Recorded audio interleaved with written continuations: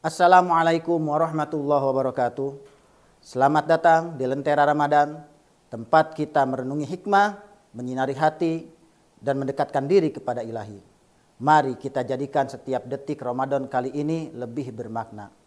Cahaya hikmah menyinari jiwa. Innal hamdalillah wassalatu wassalamu ala Rasulillah wa ala alihi wa ashabihi wa mawalah. Asyhadu an la ilaha illallah wa asyhadu anna Muhammadan abduhu wa rasuluh allazi la nabiyya ba'da. Kaum muslimin rahimakumullah dimanapun berada. Dalam ajaran Islam kita diajarkan bahwa setiap manusia pasti pernah melakukan perbuatan salah dan dosa. Apapun status sosial dia, apapun jabatan dia, apakah dia orang kaya, apakah dia orang miskin, apakah dia pejabat, atau dia rakyat. Bahkan ulama sekalipun, ustadz sekalipun, pasti pernah melakukan perbuatan dosa. Hanya Nabi dan para Rasulullah yang Allah Subhanahu wa ta'ala lindungi dari perbuatan kesalahan dan dosa. Setiap perkataan, setiap langkah yang dilakukan oleh para nabi dan rasul merupakan wahyu dari Allah Subhanahu wa ta'ala. Sebagaimana firman Allah Subhanahu wa ta'ala, "Ma dhalla sahibukum wa ma ghawa wa ma yantiqu anil hawa in huwa illa wahyu yuha."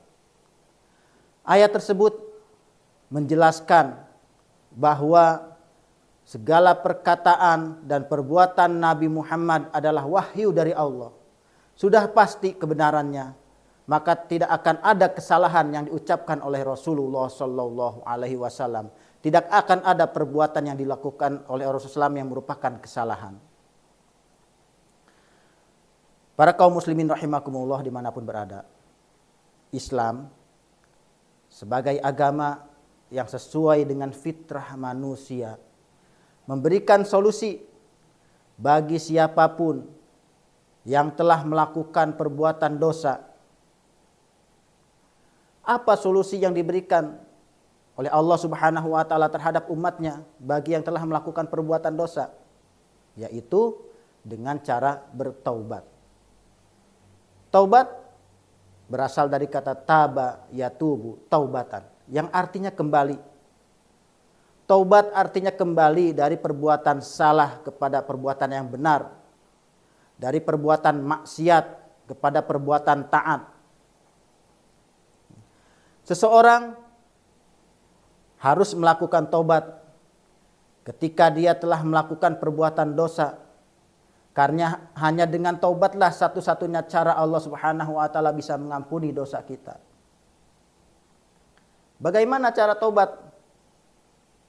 Dalam kitab Riyadhus Shalihin dijelaskan ada 3 cara taubat bagi seseorang yang ingin kembali ke jalan yang lebih baik. Yang pertama, menyesali perbuatan dosa. Menyesali perbuatan dosa yang telah dilakukan. Dia mungkin karena kesalahannya dengan sadar atau tanpa sadar disesali dengan sedalam-dalamnya. Yang kedua, berhenti dari perbuatan dosa tersebut. Jika perbuatan dosa itu misalkan minum minuman khamar, maka berhenti meminum khamar. Jika perbuatan dosa tersebut mencaci, memaki, maka berhenti dari perbuatan mencaci dan memaki. Yang ketiga, berjanji tidak akan kembali kepada perbuatan dosa tersebut.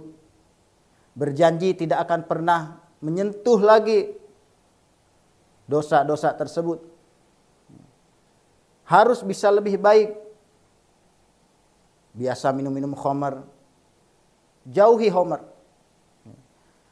Berbuat dosa karena sering mencaci, memaki, jauhi perbuatan tersebut.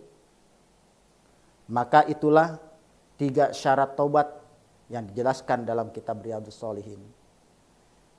3 syarat taubat tersebut apabila dosa kita merupakan dosa yang kita lakukan langsung kepada Allah Subhanahu wa taala.